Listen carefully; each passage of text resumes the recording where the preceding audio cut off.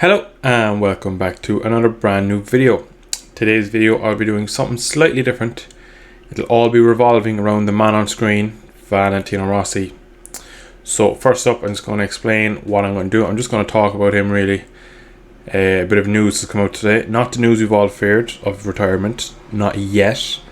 Some hints towards what it could be in the future, but about his team. So I decided for a while I want to do some two-stroke gameplay, so I decided what better time now to do it when I can talk about the man himself. So I'm riding at Brno, the track he got his first ever victory at, all the way back in 1996. I wasn't even born, on a 125 Aprilia two-stroke.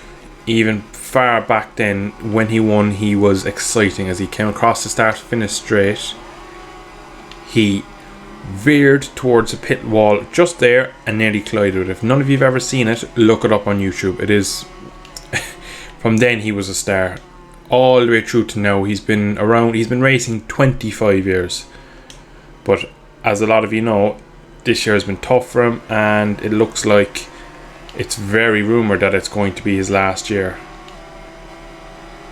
Whether it will be or not, he said he's going to make his decision during the summer break, which comes after we've 5 weeks off after the next GP, which is Aston, which is this Sunday. I'm recording this Thursday evening, so tomorrow morning is FP1 and tomorrow afternoon FP2. But he's announced this weekend in the Thursday press conference, so today, that his team will be running Ducatis next year. The VR46 team sponsored by Amco. There'll be a full team of Ducatis running Italian riders. Now the lineup hasn't been announced. Now the Prince, not even going to try saying his name, the Prince who sponsors his team, some Saudi Prince, who said he would love for Valentino to ride on a Ducati for his own team for another couple of years.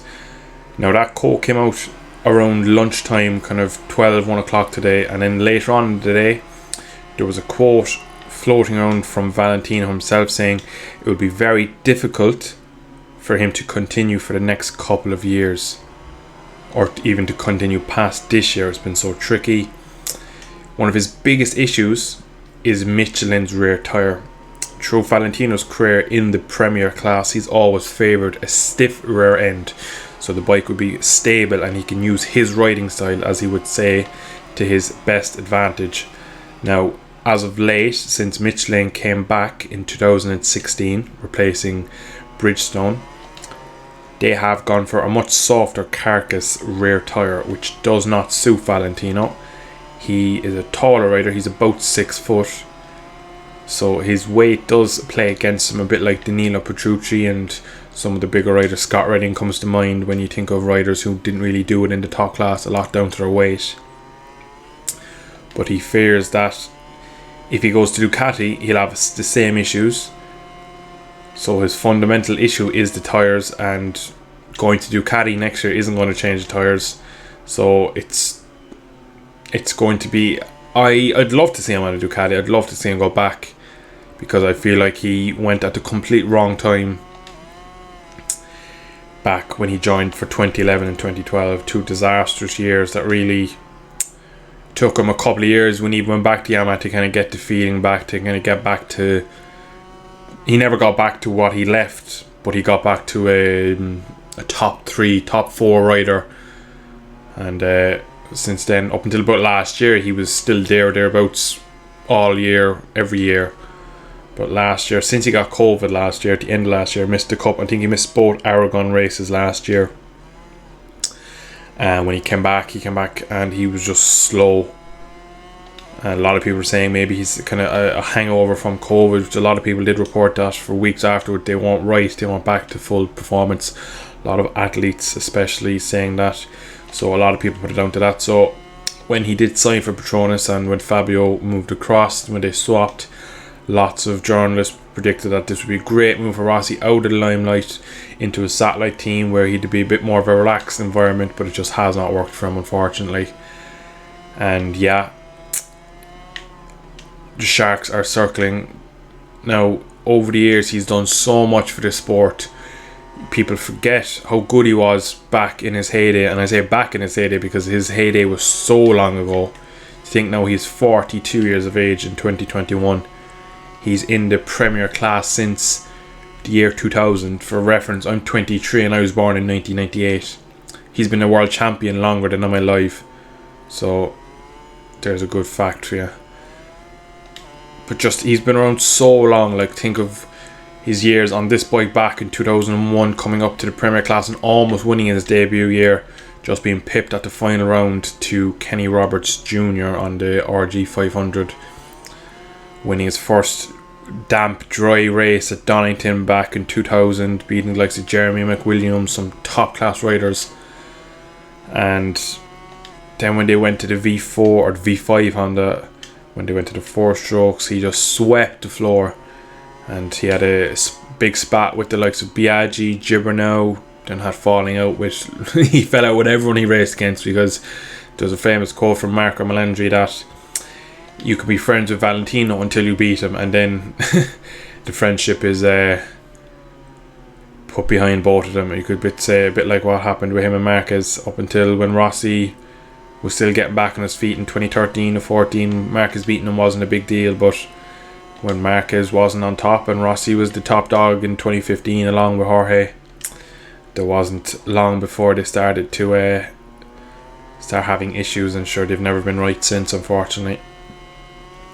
But with people only have a lot of sports fans in every sport have short memories, and people seem to forget how good and how dominant he was compared to Marquez.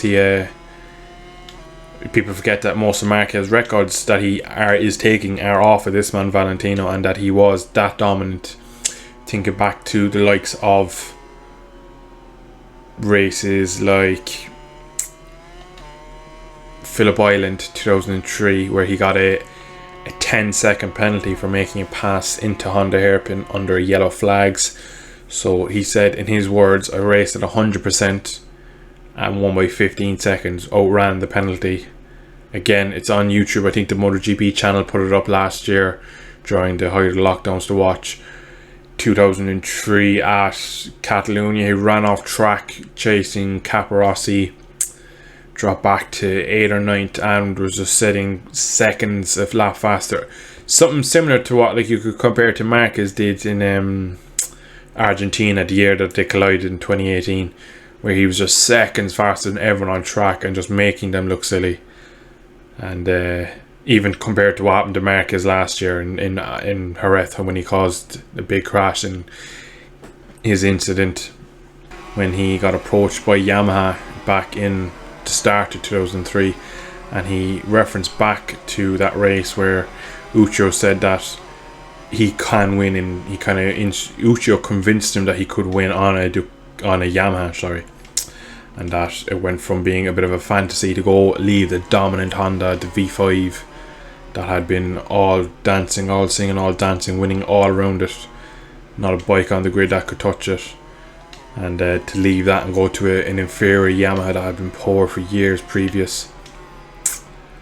And he said after that Catalunya race, the idea of joining Yamaha was a bit more than a kind of a dream or fantasy at the back of my head. It was actually a realistic idea, and that's where the wheels started rolling. And so if you boil it down, it's a mistake from Rossi at Catalunya, and he just showed to himself how good he was and how he could ride on the limit with that Honda, and that even if he had an inferior bike, he could still win. And we all know what happened in 2004 in South Africa and Welcome, winning from pole, having a great battle with Max Biaggi. Another race on YouTube if you ever want to watch. Brilliant race. But yeah, I could sit here all evening talking about accolades and races that he's won and everything, but the real question is it his time? Is he going to retire? The facts are pointing to yes. He's talking about next year he's talking about when he retires, that he wants to do world endurance, car racing, and just everything. Especially like Saxon, he seemed relaxed, he seemed happy. He wasn't by any means quick, or he wasn't, I say not quick. in the mad world of MotoGP he wasn't quick, but he seemed relaxed and happy. So maybe he's at peace with the decision. Maybe he's already made the decision, and it's just when we come back from the 5 weeks off, it'll be a press conference and he'll be hanging up the letters. We don't know yet. It's all speculation. He'll know deep down what he wants to do, and in due course we'll find out. But it will be sad the day he will hang his letters up, and unfortunately that day will come, and it will come for all of them. It'll come for Marquez, it'll come for Mir, it came for Stoner, it came for Lorenzo, and again, just Rossi has been incredibly fortunate to last this long and stay at the top, because people say that he's past his best, and he is past his best, there's no question there. But if you look at the MotoGP at the moment, the last race in Sachsenring was the tightest ever top 15 place was Luca Marini. Marquez won. He was 23 seconds off 15th to first. Was 23 seconds over a 30 lap race. And just like, if you go back when Marquez came into the class, not even back to when Rossi came into the class, you could win a race by 10 seconds. So it could be 15 seconds to the podium finishers, and then you could have a CRT rider 36 seconds back, and it was just, Dorna, to be fair to him, have done a great job of making a very, very level playing field, which has made this, for a neutral fan, I can imagine, a brilliant watch. I'm a huge Rossi fan, so I always wish him well and stuff, but even when he wasn't there in Aragon and stuff last year, and even when he's not doing well, I still do enjoy the racing a lot. Yeah, as he has been slightly off it since he came back from COVID. But like, it's such fine margins. Like, he might be 2/10 off of 10th place, and like he could be 17th, and we're like, oh, everyone looks at the position, not the gaps and stuff. It's just, it's difficult to say that he's past it when he's 0.4, or he finishes 6 seconds behind the current MotoGP world champion, a guy who's in his, maybe not his prime yet, but he's 23 years old. He's on one of the best bikes on the grid. We're talking about Johan Mir, and he's just seconds behind him. He's not weeks behind him, not miles off. He's not getting lapped. He's not doing anything wrong. Like, he's just slightly doesn't have that extra 1%, and that's the difference, that between being on the podium and being 16th or 17th, or battling for Q1 positions, or all these small things. But yeah, so the real question is it going to be his last? Is this going to be his last Dutch TT, which he actually has been made an honorary citizen of Assen, which is fitting, as he's won there so many times. He's dominated that track for so many years. Same with this track here, Mugello, Brno, Jerez, Catalunya. Just, I could go on and on about tracks he's dominated over the years. But the real question is now, will he do a year on a Ducati, or will he put the letters up and jump into a race suit and go into some sort of Ferrari, VR46 Ferrari? He's not a stupid person. He's very smart. He'll find something that he loves and he'll do it. So yeah, that's pretty much it for this one. I've said everything I wanted to get across about Valentino. So yeah, it'll be, I'd say, another 3, 4, 5 weeks before we'll actually get any sort of idea. But it is looking at right now that we will be looking at this will be his final season. So it's a shame that it's not going to be in front of fans. I was thinking to myself before I made this video, I was at Misano 2019. It's Fabio Marquez for the win, Maverick third, and Rossi fourth. And I remember watching him then, and it's highly likely, that'll be my last time seeing him live, and probably ever seeing him ever again, obviously. And yeah, it's a bit sad in a way that we'll never. He won't be the greatest showman. Won't be able to give the crowd the one last show before he goes live. Retiring in front of empty grandstands just doesn't seem right for someone who thrilled people around the world for 20 years. But yeah, I'm gonna leave it here. Let me know anything, any sort of anecdote of Valentino, or anything, any comments, anything, any thoughts about Valentino or what he's going to do in the next couple of weeks. Do you reckon he'll go to Ducati? Do you reckon he'd be any good on the Ducati? Jorge Lorenzo's banging the drum at the moment. saying he'd like to see him for a year on it. He reckons he could find some better pace and be a bit more consistent on it, but time will tell. So just let me know what your thoughts are on it. I'd like him to stick around. I think if we got another year out of him, at least, I reckon if he found something a bit more of a comfortable setup with the Ducati, we could see him race for another couple of years. He said before the start of the season he did want to race for at least another 2 years.